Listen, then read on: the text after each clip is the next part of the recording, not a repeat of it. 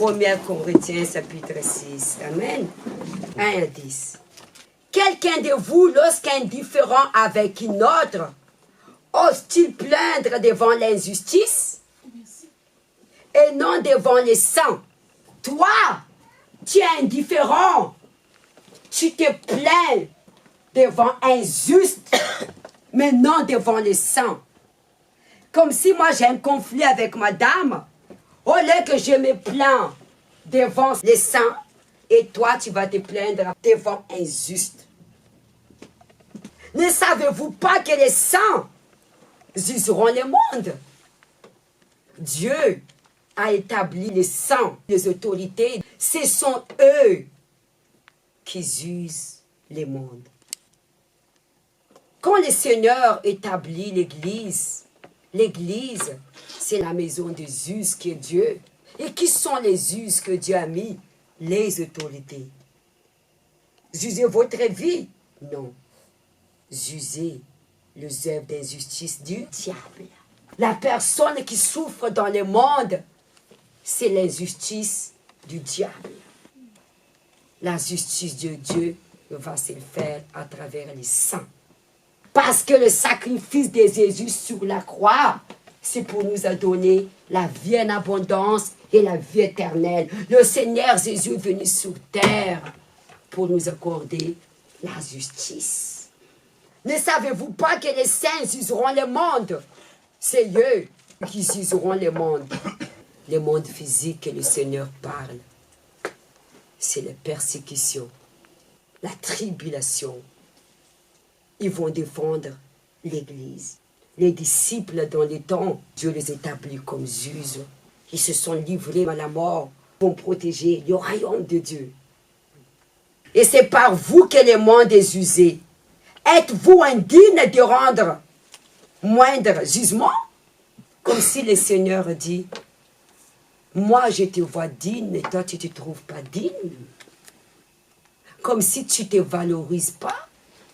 Ne savez-vous pas que nous usons les anges? Voilà. Qui sont les anges? C'est les autorités. Ce sont des anges de l'Éternel. Et nous n'usurons pas, et plus fort la raison, les choses de cette vie. Quand donc vous avez des différends pour les choses de cette vie, ce sont des gens dont l'Église ne fait aucun cas que vous preniez pour juge.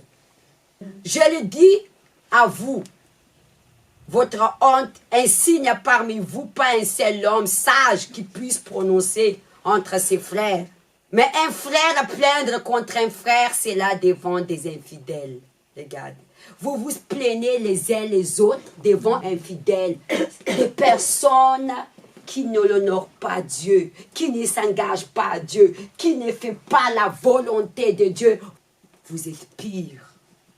C'est déjà un défaut chez vous que d'avoir des procès les uns les autres. Pourquoi ne souffrez-vous pas plutôt quelque injustice?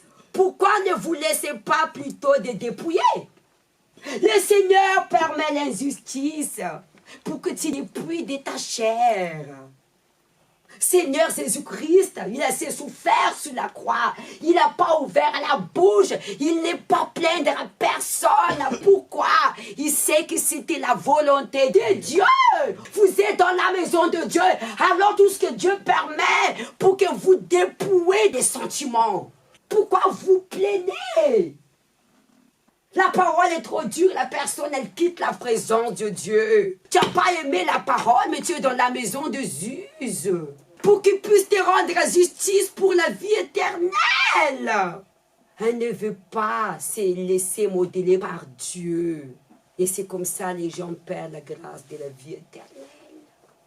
Tout ce qui arrive, c'est la volonté de Dieu. Si vous ne soumettez pas, il va vous dire dehors. Qu'est-ce que nous voulons? Jésus même se soumettait au Père. Vous savez ce qu'est la souffrance de Jésus? C'était sa chair parce que Jésus ne voulait pas aller à la croix. Il savait très bien qu'il est venu mourir là pour nous. Mais à le moment d'aller, il a dit oui, mais voici Dieu le Père, crucifie-moi. C'est ça? Qu'est-ce qu'il a dit Jésus? Si c'est possible, Dieu dit ah bon, tu vas y aller. Jésus soumettait. Pourquoi Jésus soumettait? Parce que Jésus ne veut pas perdre la grâce que le Père l'a promis. Le Père l'a donné la grâce d'être droite du Père et d'user le monde. Nous sommes nés pour faire la volonté de Dieu. Mais c'est vous qui mettez l'injustice. Voilà. C'est vous. Toi qui plains, c'est toi qui deviens l'injustice. Parce que tu te plains devant infidèles. Devant ceux qui ne sont pas justes. Alors comme si tu t'exposes qui tu es. Ne savez-vous pas que les justes n'hériteront pas le royaume de Dieu? Les justes, ceux qui pratiquent l'iniquité.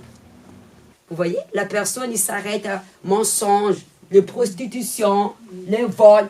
Le Seigneur a sauvé Noé. Noé était fidèle et intègre. Beaucoup de personnes sont à l'enfer à cause de l'iniquité. Vous n'avez pas le droit de condamner des usés. Ne vous trompez pas, ni l'impudique, ni l'idolâtre, ni l'adultère, ni infirmine, ni enflammé, ni voleur, ni les capidés, ni les ivrognes, ni outragés, ni les ravisseurs n'hériteront le royaume de Dieu. Amen. Levez-vous.